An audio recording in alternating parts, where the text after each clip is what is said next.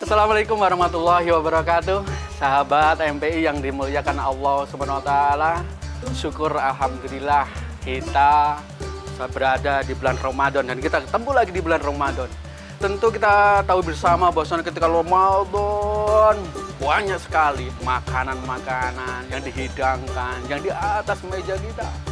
Ada buah rambutan, ada buah pisang dan lain sebagainya. Banyak sekali. Sahabat MPI yang dimuliakan Allah Subhanahu wa taala. Daripada makanan-makanan tersebut, kalau kita mendengar dari filosofi yang ada di Jawa, ada namanya tumpeng, ada namanya kupat, ada namanya lepet. Orang Jawa biasanya mempunyai filosofi makna-makna tersendiri tentang makanan. Kayak tumpeng artinya adalah kalau metu harus mempeng, maksudnya kalau kita keluar harus semangat luar biasa.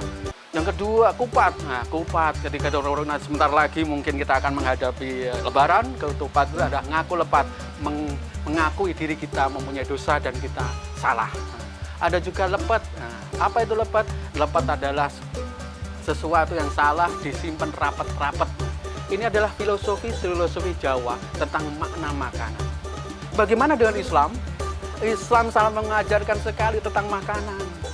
Karena dari makanan ada dampak-dampak terhadap perilaku manusia. Minimal ada 3 dampak terhadap manusia daripada makanan-makanan yang kita makan. Di dalam surat Abasa ayat 24 Allah menerangkan bahwasannya fal yanzuril insanu ila ta'ami. Maka perhatikanlah kepada manusia apa yang engkau makan. Di sini Allah Subhanahu wa taala mengajak kita berpikir tentang makanan, tentang yang kita makan, tentang yang kita hidangkan juga. Ternyata dari ayat tersebut 3 dampak terhadap manusia daripada makanan. Yang pertama, dampaknya terhadap perilaku manusia. Ya mari kita lihat, coba kita melihat bagaimana binatang-binatang yang diharamkan oleh Allah Subhanahu wa taala dan juga binatang-binatang yang dihalalkan oleh Allah Subhanahu wa taala. Kenapa Allah Subhanahu wa taala mengharamkan singa, mengharamkan anjing dan mengharamkan dan sebagainya, mereka yang buas-buas tersebut? Dan kenapa Allah Subhanahu wa taala menghalalkan kambing, makanan sapi, domba dan sebagainya? Karena di situ ada perilaku-perilaku yang akan berpengaruh terhadap manusia tersebut. Contohnya sederhana, ketika Allah SWT menghalalkan itu singa, itu anjing dan sebagainya, karena binatang tersebut adalah pemakan daging dan auranya akan yaitu marah, auranya yaitu puas dan sebagainya. Seperti itulah kenapa dilarang, supaya manusia juga tidak puas dan tidak mudah marah. Kenapa boleh daging seperti kambing dan sebagainya? Karena yang dimakan oleh kambing, sapi, domba dan sebagainya adalah sesuatu yang lunak dan sebagainya, seperti rumput dan sebagainya. Akhirnya menjadi apa? Menjadi lunaknya diri kita, menjadi jinak juga. Inilah dampak makanan terhadap perilaku manusia tersebut. Bila mana manusia memakan sesuatu yang haram atau yang halal, juga terhadap dampaknya yang kedua, yaitu tentang ibadah kita. Sahabat MPI yang dimuliakan Allah Subhanahu wa taala, dampak yang kedua ini terhadap bagaimana ibadah kita, makanan yang halal maupun yang haram. Kita tahu bersama bahwanya setan akan merasuk terhadap diri manusia melalui salah satunya daripada makanan. Ketika makan itu haram, maka senang sekali setan akan masuk terhadap diri manusia. Sehingga berdampaknya terhadap perilaku manusia juga menjadi seperti setan. Dan juga dalam ibadah. Ketika ibadah akan mempersulit diri kita, mempersulit terkabulnya doa-doa kita. Rasulullah SAW pernah menceritakan suatu kisah, bahwa ada kisah seorang yang rambutnya kumal, bajunya kotor, dan sedangkan ia mabuk, sedangkan ia makan makanan yang haram, ia mulai dari mendapatkan hartanya dari yang tidak halal dan sebagainya.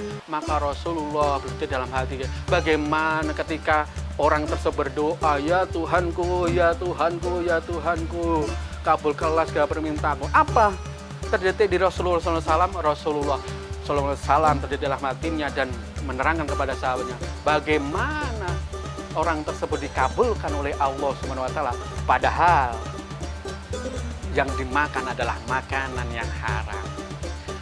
Sahabat MPI yang dimuliakan Allah Subhanahu wa taala, dampak yang ketiga. Apa dampak ketiga makanan yang kita makan? Yaitu terhadap generasi kita, anak-anak kita, anak-anak cucu kita dan sebagainya. Ini dampaknya terhadap mereka. Tidak hanya berdampak terhadap diri kita sendiri sebagai manusia, sebagai orang tua, dampaknya akan sampai kepada generasi-generasi yang kita terus-seterusnya. Maka kalau kita lihat ada suatu kisah, anak-anaknya mungkin ada cacat fisik, anaknya mungkin cacat mental dan sebagainya. Mungkin dari hal makanan dari orang tuanya yang dikasih kepada anaknya yang tidak halal ataupun sesuatu yang diperoleh di jalan yang haram. Oleh karena itu, sahabatku MPI yang dimuliakan Allah Subhanahu wa taala, disinilah di Ramadan inilah kita menfilter diri kita masing-masing semuanya, menfilter makanan kita yang kita makan supaya kita mendapatkan makanan yang halalan thayyiban. Hati kita bersih, jiwa kita bersih, pikiran kita bersih, perilaku kita baik, dan kita ibadah diterima oleh Allah Subhanahu wa taala. Terus yang selanjutnya adalah generasi yang terpenting adalah generasi kita menjadi anak yang soleh dan soleha.